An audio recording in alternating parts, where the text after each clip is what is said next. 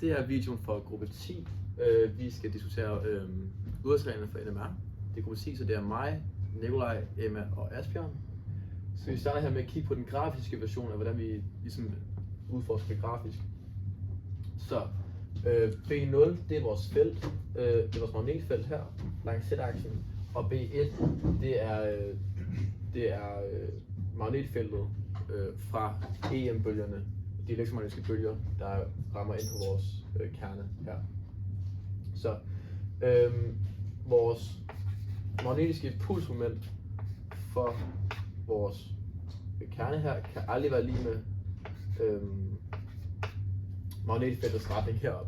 Så vi får sådan her præcisionsbevægelse rundt om, der hele tiden prøver at kredse sig ind her rundt om. Så det betyder, at vi får en frekvens, hvor det her sker, og det kaldes vi Lamont-frekvensen, og udskrives sådan her, hvor B0 er vores magnetfelt, GA er vores G-faktor, og ny N, det er vores kernemagneton. Hvis vi kigger på et eksempel her, hvor GA er større end 0, og vi kigger på energiopsplitningen, formen for energi er her, hvor det er vores geomagnetiske faktor, og MI det er vores pulsmoment, så ser vi her,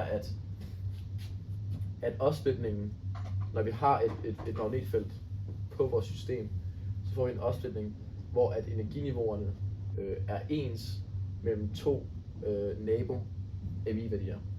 Og det får vi på den her formel her. Så vi kan også kigge på den kvantemekaniske version af det. Her kigger vi på overgangsdipolmomenter, hvor vi har vores to kernespinfunktioner. Den kernespinfunktion, vi slutter med, og den kernespinfunktion, vi starter med. Og så har vi vores Emerson-operator i midten, som i det her tilfælde er en vekselvirkning mellem det magnetiske dipolmoment af kernerne i xy-planet og den magnetiske feltkomponent af den indgående stråling. Og det kan vi så omskrive på den her måde ved hjælp af en geomagnetisk faktor og en IX-operator. Det kan vi så indsætte i vores overgangsdipolmoment, og vi kan med det samme smide det her uden for en parentes, altså det geomagnetiske faktor og P1x, de er konstanter, og så kan vi så har vi blot tilbage vores IX-operator, og for at overgangen skal være tilladt, jamen så skal det her give noget andet end 0.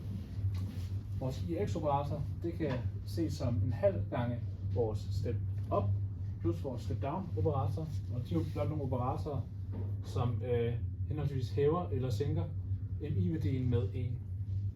Hvis vi så udgangspunkt i et hydrogenatom, som har en I-værdi på plus en halv, og som derfor kan have MI-værdier på plus eller minus en halv, så kan vi indsætte to spinfunktioner i vores overgangsdipolmoment. Vi kan tage udgangspunkt i den ene spinfunktion, hvor vi har minus en halv som MI-værdi, og den anden, hvor vi har plus en halv som MI-værdi. Og så kan vi se, hvorvidt overgangen den er tilladt eller ej. Det har jeg gjort her, der har jeg sat en halv ude for parentes, og så har vi vores IX-operator, som jo er i plus og i minus operatoren herinde i midten. Og så kan vi så opsplitte det i to led, hvor i det ene led der har vi kun vores step-up-operator, og i det andet led har vi kun vores step-down-operator. Og i det operatorerne de virker på det, der står til højre, så vil step-up-operatoren virke på det her over.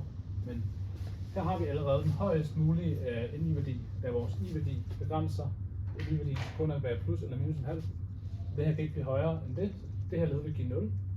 Det her led hernede, der kan MI-værdien godt blive formindsket med 1. Der kan vi godt gå ned til minus en halv, hvilket er det, der er sket her.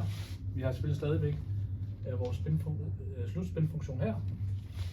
Så vi får en halv gang på bar gange de her to spinfunktioner gange sammen. Og da de to spinfunktioner gange sammen har samme MI-værdi, så vil de give noget andet end 0. Hvis vi tager udgangspunkt i en overgang, som har været plus minus 2, så vil de to spinfunktioner her have forskellige MI-værdi og spinfunktioner med forskellige MI-værdier, og de gange sammen, så giver det 0. Så nu har vi etableret både grafisk og kvantemekanisk, at den ene udvalgsregel er, at vores MI-værdi skal være plus og minus 1. Men hvor mange spinfunktioner kan ændre samtidig? Det er det, vi kigger på her. Så har vi taget et 2-spin halve system, hvor det følger samme fremgangsmåde som Nikolaj herover. hvor vi bare ændrer 2 spin samtidig, med minus 1, som er tilladt. Og så vil jeg gøre det samme med step up og step down operatoren her længere nede, for vores A og B kerner. Så har jeg separeret hernede, således at vi får en integration med en halv og minus en halv. Det er 2 forskellige, så det giver 0. Og det får vi også hernede for vores C-kerne, der giver det også 0. Så vores orange different-moment, hvor 2 kerner ændrer spin med minus en halv eller plus en halv, det er ikke tilladt, fordi det giver 0. Så derfor er vores anden udvalgsregel, at det kun er 1 kerne eller 1 spin, der kan ændres ad gangen.